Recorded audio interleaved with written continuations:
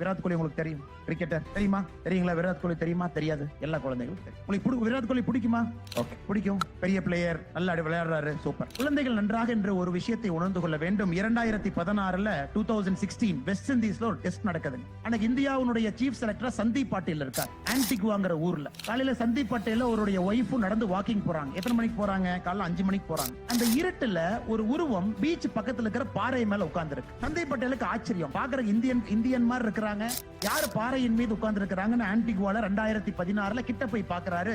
விராட் கோலி யோகா மேட்டை போட்டு யோகா பண்ணிட்டு இருக்காரு. சந்தீப் பட்டேலுக்கு பயங்கர ஆச்சரியம். நேத்து வெஸ்ட் இண்டீஸ் பேட்டிங் பண்ணிட்டாங்க, காலையில 5 மணிக்கு இந்த மனுஷன் யோகா பண்ணிட்டு இருக்காங்க. அதன் பிறகு விராட் கோலி 45 நிமிடம் ஜிம்முக்கு போறாரு. அதன் பிறகு அன்னைக்கு செகண்ட் டே டெஸ்ட் மேட்ச் போறாரு, 100 ஸ்கோர் பண்றாரு. சாயந்தரம் மறுபடியும் ஜிம்முக்கு போறாரு. இதுல இருந்து கிடைக்கக்கூடிய பாடம் என்ன?